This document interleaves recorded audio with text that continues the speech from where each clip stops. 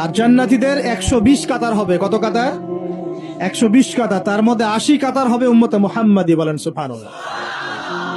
আর এই উম্মতে মুহাম্মাদির মধ্যে আরো 70,000 স্পেশাল মানুষ আছে। কত হাজার?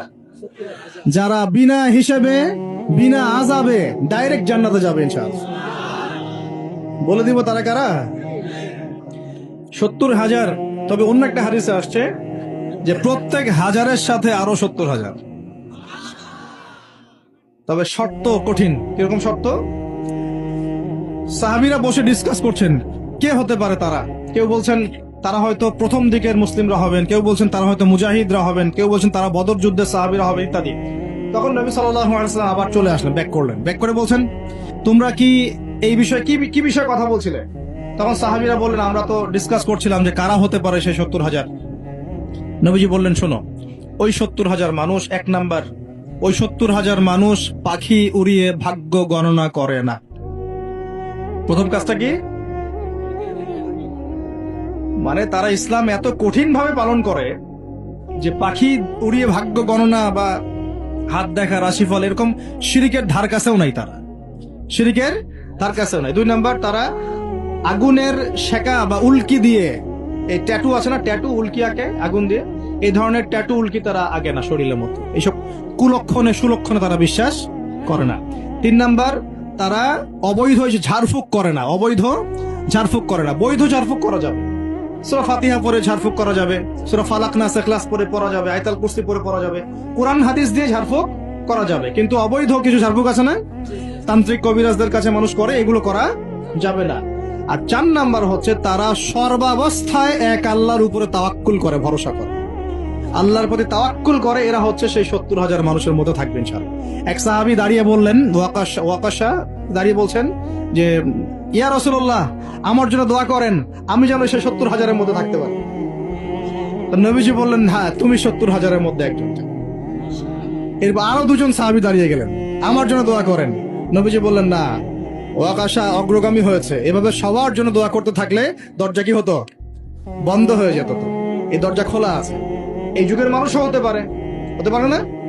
যে ব্যক্তি শিরক করে না, আল্লাহ ভরসা করে, কোন রকম কুলক্ষণে বিশ্বাস করে না, ইসলাম পরিপূর্ণরূপে পালন করে, ইনশাআল্লাহু তাআলা আল্লাহ চাইলে তাদেরকে আল্লাহ পাক 70,000-এর মধ্যে আশ্রয় দিবেন, অংশ দিবেন ইনশাআল্লাহ। তো আমরা বলছিলাম যে আমরা কোত্থেকে আসছি ভাই? জান্নাত থেকে। কোথায় যাব? ইনশাআল্লাহ। এর মাঝখানে শয়তানের পথ রয়েছে কিছু। শয়তানের ফিতনা। কি ফিতনা? শয়তান চায়, শয়তান কিন্তু ওয়াদা করে আসছে, চ্যালেঞ্জ করে আসছে আল্লাহর কাছে। কি করছে? চ্যালেঞ্জ। শয়তান কি চ্যালেঞ্জ করছে জানেন? শয়তান চ্যালেঞ্জ করছে যে রব্বি, শয়তান বলছে রব্বি মানে হে আমার রব। শয়তান কিন্তু আস্তিক, শয়তান কিন্তু আল্লাহকে বিশ্বাস করে। সে বলছে রব্বি, হে আমার রব, আনজিরনি, আমাকে অবকাশ দিন, ইলা ইয়াউমি ইউবআসুন, কিয়ামত দিবস পর্যন্ত অবকাশ দিন। আল্লাহ বলছেন ফাইন্নাকা মিনাল মুনজারিন, যাও, তোমাকে অবকাশ দেয়া হলো। কিয়ামত পর্যন্ত সময় আল্লাহর কাছে এমন বড় কিছু নয়, খুব সামান্য।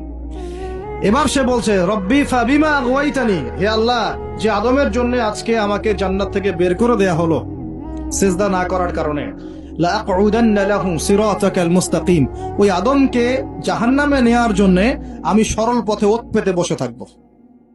বসে থাকে না শয়তান? সুম্মা লাআতিয়ান্না মিন বাইনি আইদিহিম, খুব ভালো করে জায়গাটা বোঝেন প্রিয় ভাইরা। শয়তান চ্যালেঞ্জ করে বলছে সুম্মা, এর পরে আমি আসব আদম সন্তানের সামন থেকে। কোত্থেকে?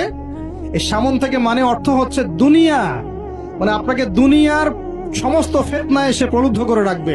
কারণ দুনিয়া চোখের সামনে দেখা যায় না, দেখা যায় দুনিয়ার অভাবের ধোঁকা দিবে, বেকারত্বের ধোঁকা দিবে, হতাশা, এইটা সেইটা, স্বামী স্ত্রীর ফিতনা, পরিবারের ফিতনা, সামাজিক ফিতনা, আপনাকে দুনিয়ার এই ফিতনা এসে ব্যস্ত রাখবে, রাখে না? এটা হচ্ছে সামন থেকে আসা। ওয়ামিন খালফিহিম, পিছন থেকে আসবো। পিছন থেকে মানে আপনাকে পরকাল সম্পর্কে হতাশ করে দিবে, এবং পরকাল সম্পর্কে আপনাকে কুধারণা সৃষ্টি করবে, এবং পরকাল সম্পর্কে আপনার মধ্যে একটা গাফিলতি সৃষ্টি করে দিবে যে পরকাল না, পরে দেখা যাবে। হ্যাঁ, পিছনে কি আছে? পরকাল না?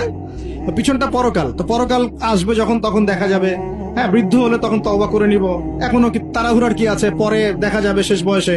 এরকম করে আপনাকে ভুলিয়ে ভালিয়ে রাখবে পিছন থেকে। আবার হতাশ করে দিবে, আমার পরকালে আমার জান্নাত হবে না, আমি তো এত আমল করতে পারি নাই, হ্যাঁ, আমার কি হবে, আমার আত্মহত্যা ছাড়া কোনো পথ নাই, এভাবে হতাশ করে ফেলবে আপনাকে পিছন থেকে। সুম্মা লায়াতিয়ান্না মিন বাইনি আইদিহিম ওয়া মিন খালফিহিম, সামন থেকে আসবো, পিছন থেকে আসবো, ওয়া আন আইমানিহিম, ডান দিক থেকে আসবো। ডান দিক মানে কি? এটার ব্যাখ্যাও চমৎকার। ডান দিক মানে কি? আমরা বলি না ডান পক্ষ খুব ভালো মনে করি না? ডান পক্ষ ভালো, ডান দিকটা ভালো, শুভ মনে করি তো। ডান দিক হচ্ছে আপনাকে নেক্সট সুরতে সে ধোকায় ফেলবে। ডান দিক মানে কি? নেক্সট সুরতে ধোকায় ফেলবে। মনে কর ডান দিক মানে ভালো, মানে আপনি নামাজ পড়ছেন কিন্তু নামাজের মধ্যে শিরিক ঢুকাই দিন, মানুষ দেখতেছে ভালো করে নামাজ পড়ে, নামাজ জাকাত দিচ্ছেন, দান সৎকার করছেন, মনের মধ্যে রিয়া ঢুকাই দেবে, ভালো কাজই তো করছে, ঠিক আছে? মানে হ্যাঁ, এটাও ঠিক। ওই যে হালাল প্রেমের দিকে উদ্বুদ্ধ করার চেষ্টা করবে, নেক্সট সুরতে ধোকা, নেক্সট সুরতে। হ্যাঁ, নেক্সট মানে আলেম হয়েছে মানুষ, সবাই একদম বড় বক্তা আলেম সব বলছে, মনের মধ্যে অহংকার, নেক্সট সুরতে ধোকা, ঠিক আছে? বা মনে হচ্ছে যে এক ভাইয়ের গীবত তহমত সমালোচনা করাকে সে দিনের পথে সংগ্রাম মনে করছে, নেক্সট সুরতে ধোকা। হ্যাঁ, এক ভাইয়ের সমালোচনা করা, গীবত করা, তার চরিত্র উদ্ধার করে ফেলা, এটাকে সে মনে করছে যে দিনের জন্যই করছে, ঠিক আছে? নেক্সট সুরতে ধোকা, নেক্সট সুরতে, ডান দিক থেকে মানে কি? নেক্সট সুরতে আপনাকে ধোকায় ফেলে দিবে, ফেলছে না? ফেলছে। কিন্তু এটা কিন্তু ডেঞ্জারাস। এটা কাদের জন্য?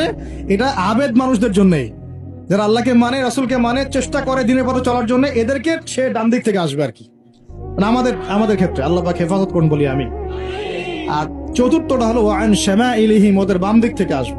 এটা কেমন? এটা হচ্ছে ফাসেক জালেম শ্রেণীর মানুষ যারা, তাদের সামনে মদ, জুয়া, জেনা সবকিছু উন্মুক্ত করে দিবে, এগুলোর পিছনে ছোট এক। এইভাবে চতুর্দিক থেকে শয়তান আসবে এবং বলবে, আল্লাহকে বলেছে ওয়ালা তাজিদু আকসারাহুম শাকিরিন, আল্লাহ আপনি বেশিরভাগ আদম সন্তানকেই শুকরগুজার পাবেন না।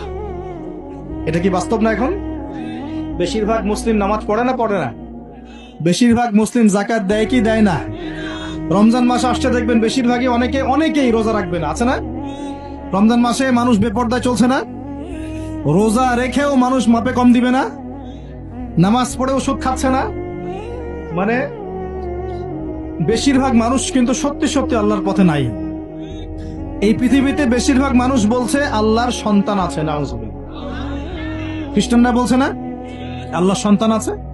তো বেশিরভাগ মানুষকে আমি পথভ্রষ্ট করে ছাড়বো, শয়তান কিন্তু বলে গেছে, এবং সেটা কিন্তু বাস্তব হচ্ছেও। আল্লাহ পাক অন্য সূরায় বলেছেন, ওয়াকালিলুম মিন ইবাদিয়াশ শাকুর, আমার শুকরগুজার বান্দা খুব কম হবে। কি হবে? কম হবে। হাদিসের মধ্যে আসছে যে তোমরা ৭৩ দলে ভাগ হয়ে যাবে। কত দল? তার মধ্যে একটা মাত্র দল জান্নাতে যাবে। কয়টা দল?